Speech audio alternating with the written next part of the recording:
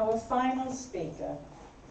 She leads Arbetsförmedlingen's Innovation Lab in a magnificent way, and she usually looks ahead, hardly ever back. The way to the future is ahead of us. Let's take charge of it. This is my dearest friend, Paula Fagerlund. No pressure at all. Thank you so much, dear colleague. The Innovation Lab at Arbetsförmedlingen is kind of an ex-unit. We don't have a management team deciding what we're going to innovate. We do that ourselves. We have some criteria. We have to do it within the labor market, not within music or something else. And we do have to do it for the Swedish Public Employment Service and for the co-workers. So we work within the so-called third horizon innovation.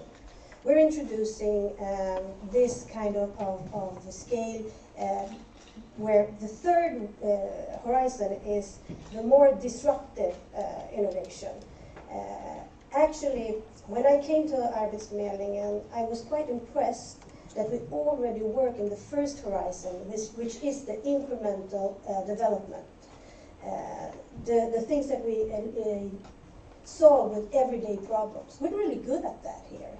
But what we do not do is the second and third horizon. And the second horizon is applying a modern emerging tech to processes, methods, culture, and in the third horizon, disruptive one. So we're working with that. And predictions are hard. I mean, especially about the future. When we look back, I actually do look back because I reflect a lot. But when we look back historically, we humans are not really good at predicting the future. The future has always given us a more crazier version of what we thought would happen. No one in the 70s thought we would have our whole lives in a mobile phone, for example. Those who actually did come close to the truth were called either crazy or maybe science fiction writers. And we have some really good science fiction writers that actually spotted right things about the future. So if you're not interested in science fiction and you want to be an innovator, you should actually try to read some of these books. I'm going to take it down a notch now and just talk about future skills. That's one part of what we're working on at the Innovation Center. And we all know that we lack tech people, engineering people, but the academia is promoting and selling these educations quite good. So I'm not so worried about that people that actually choose to be tech people. I'm more worried about other kinds of levels in our society. And I wasn't going to talk so much about the C-level management, but since I challenged Johan with a question about it, I'm going to take a couple of minutes to talk about that. Because I've been working as a C-level manager for many, many years. I'm not one now, and that's super, super interesting. And in all the management teams that I've been sitting in, the tech mindset has been almost zero, except for the IT CIO. And that's one of our biggest problems. Even the OECD is taking this up in their reports as a problem in Sweden, that we have C-level managers that actually don't bother digitizing any of their processes. They don't want to learn about it. They just want to network. So this is a challenge that we have here, because tech mindset is the ability of understanding the consequences of emerging tech. And if you don't understand the consequences, the positive and the negative things, and what paths to choose, you shouldn't be taking those kind of decisions. And if you're in a management team, you do have to take those decisions. And I'm really promoting these elements of AI that Johan was talking about, that online course that's free. You do it in your own pace, you can do it individual, or you can do it in a group, because it gives you some kind of knowledge about what's going to happen in the future. I'm going to leave the C level now and talk about the level that I'm actually most concerned about. Those people that have jobs today that with some certainty will be automated or totally automated, which is all of us. All of us in this room will have semi-automated jobs in the very near future. Some of us already have. We have it in our private lives. I mean, is there anyone here that doesn't watch Netflix? You're just provoking me, I know that. But because it has AI built in it, and somebody does, and the most dangerous thing with new technology is when you don't understand when you have it and when you use it, and you don't understand what's happening. So that's one of my biggest concerns. And first of all, about learning, our organizations look like this. We're built like armies, and we're ready to war. We have a super clear chain of command. In the public sector, we even have a director general. So it's super clear. We work in silos, and I mean, not even armies are built like this anymore. Armies have developed a more dynamic organization structure with networking tribes. So why are we still doing this? I don't know. I'm not here to answer any questions. I'm here to just ask more. Yeah. And second of all, the way we are employees today is a blast from the past. I mean, the gold watch era is over. We're going to change our way of working really, really fast. We're not going to be at the same place for more than 2 or 3 years, and then we go on to the next employer. Or we become giggers, where we decide ourselves who we want to work with, for who we want to work with, and how much we're going to spend doing it. And that's a thing that the public employment service, I mean, as an organization, has to embrace. We're not going to have loyal employees that are going to work here for 20 or 30 years. So how do we develop an organization that teaches and learns fast enough so we can have an exchange of those employees that actually are here for just 1 year? And there are some think tanks and researchers and futurists that are looking at what kind of future skills are we going to use, need to use in the future, and how do we prepare ourselves for that. And at the Innovation Center, we're having an exchange with the Institute for the Future in Palo Alto, San Francisco. And they just one think tank. They've been around for like 50 years, and they predict the future in many areas, in mobility, health, environment, and also work. But this is just one, but we find it really, really interesting, and we took this research all the way and actually applied it on our unit. And they've actually mapped 5 peak areas of competences that you should have in the future. I won't have time to go through everyone, but I've selected some of them. But and they've done a popular version, so if anyone is interested in learning more about it, just talk to me and I'll give you all the information you want. But they talk a lot about making yourself known with the art of science of reputation management. So your CV won't be enough. LinkedIn won't be enough. You will be, you must know how to tell a story. And building your own tribe. I'm going to go into that a little bit more later on and make sense. How do you actually communicate? In Sweden, a couple of years ago, there was this popular leadership management education called communicative leadership.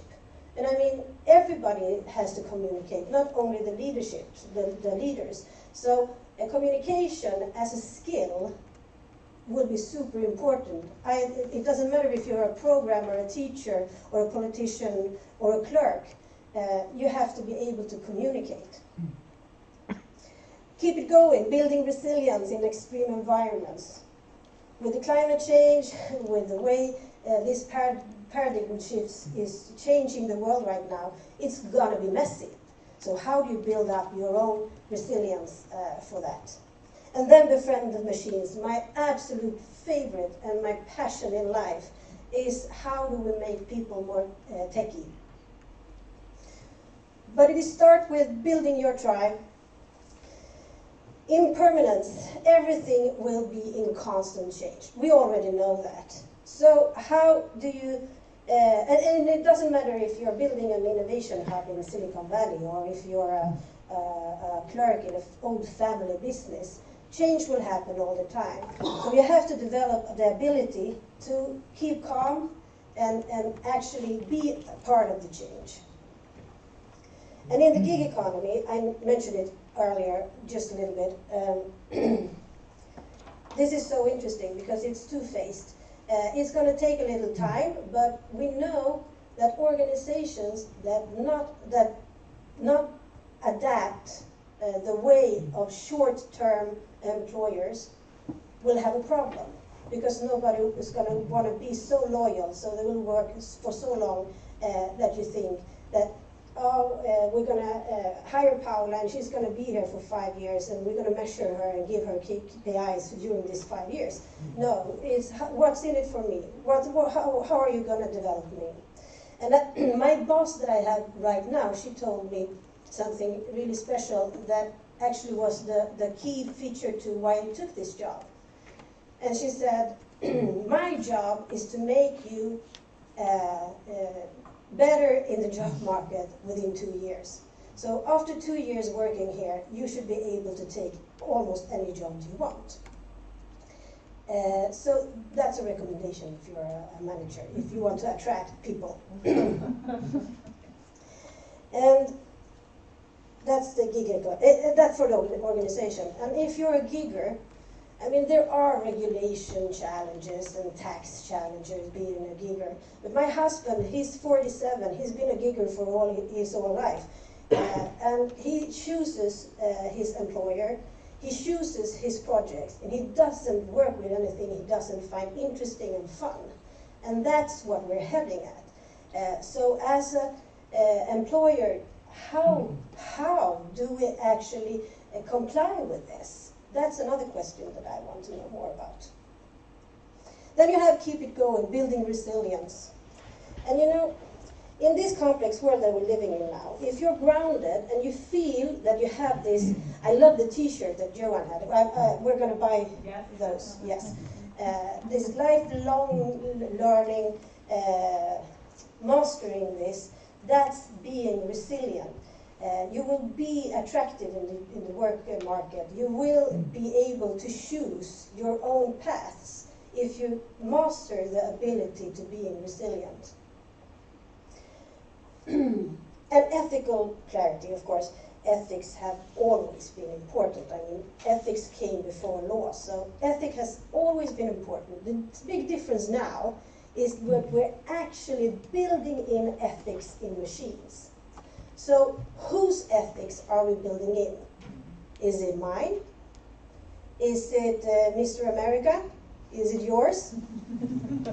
Is it China's? So whose ethics are we building in? So if we let the tech people build our AI, we won't have any idea of what kind of ethics are being involved. 90% of all AI algorithms are built by white men between 25 and 40. If anybody here thinks that there is unbiased in that, come talk to me later, because then we'll have a really good discussion. And that's the thing with ethics. We all have to have our own ethical clarity and be sure of how other people's ethics works and what consequences they have. When we're building it in 46% of our automation, was it 46, Johan said?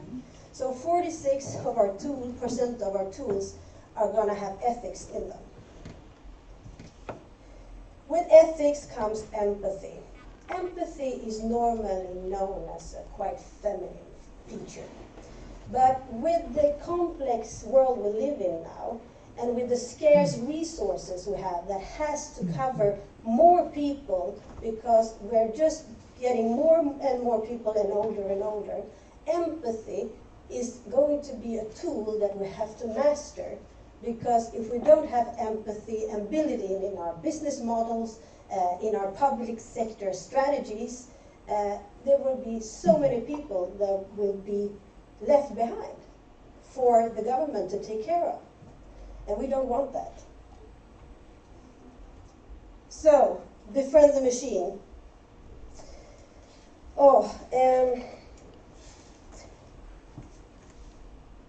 We know that the future workplace won't be only human. It isn't today. I mean, you go into a factory and you see robots with heavy liftings or repetitive chores. The big difference now is that AI is entering and doing our cognitive challenges. So it's not strength, it's not repetitive, because it's beginning to look more and more like humans.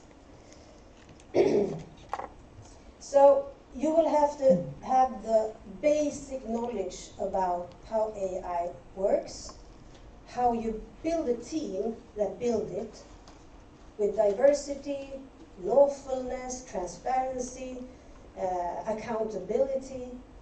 I mean, the European Union has taken 500 experts in making 7 guidelines on how to build AI. And that's a guideline that everybody should read, even if you're not actually a programmer, because it speaks about diversity, we have how it has to be lawful and stuff like that. So there are tools, and we all have to get in the middle and change the way we're building tech today. Everybody has to have this tech mindset, so we actually do great and put the humans first and the machines in the second place. And I'm really pro AI. I know I don't sound like it, but I'm really, really pro AI. It's going to solve some of the world's largest problems, but we have to be the ones that decide how it's going to work, not the machines. So, digital fluency. Everything is digital today, and you have to find a way to keep up with digital progress, because it's so fast and it's so vast that you're going to be sick if you try to keep up with everything. So you have to do your own workout plan on what kind of digital languages, apps, techniques am I going to be good at? Because you won't be able to be good at all. Because the solution to that later on is when you're building your tribe, you're going to be in a network where the things that you don't can, somebody else can, and you will co-create together.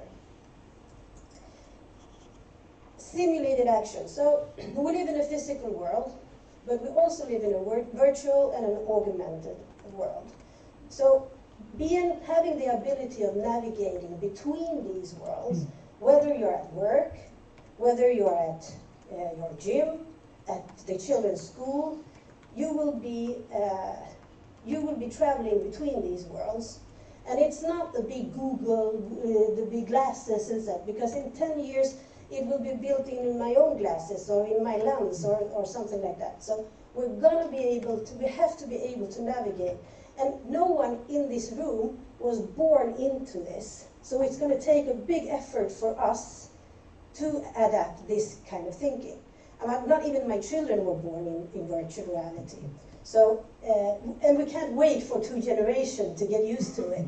We have to make this effort now. So, the ability of constantly learning. Who's responsible? Am I responsible only? We have heard a lot of good examples these days of organizational learning, individual learning. So I'm going to repeat some of them that I think was really, really important.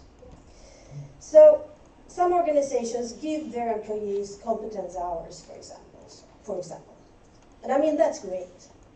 But the thing is, I don't really agree with Johan, because I think that these big tech companies actually have change in their DNA. We don't in the other companies. So we have to learn how to build that.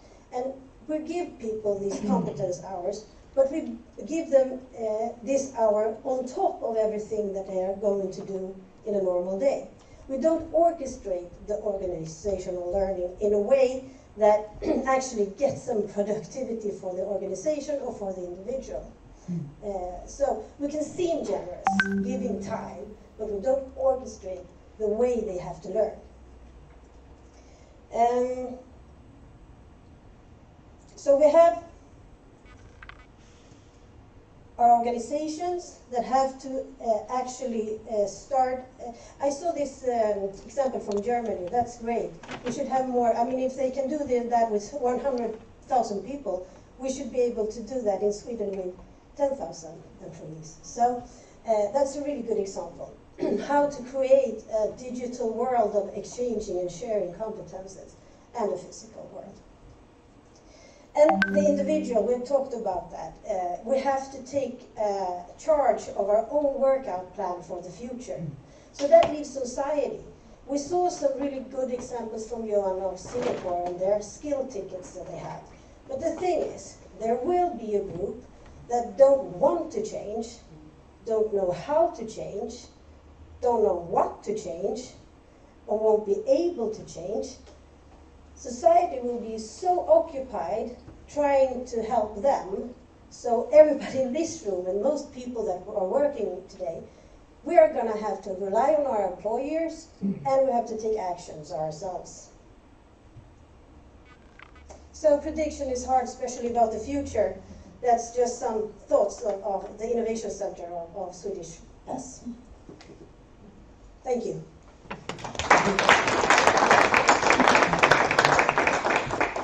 Thank you, Paula, and you were in time as well, so I just have to... Really? Yeah, we have 1 more minute. And I take it for a question. Yeah. So, very interesting to listen to, don't you think? I'm thinking this is very interesting for us to listen to, but how do you upskill your competence in all these questions? Do you? I don't know. You don't? Okay, next question. Well, I actually dived through the Institute for the Future workout plan, and they have like these areas, and then I graded myself. Where am I in these areas today, and where would I like to be in a year? And then I created a plan for each of those areas. So when Johan said, who knows what they're going to learn next week, I didn't raise my hand because it's not next week, but I took a year of this. So I do actually have a plan. Oh, very good. Yeah. Do you have a plan also for the people you work with?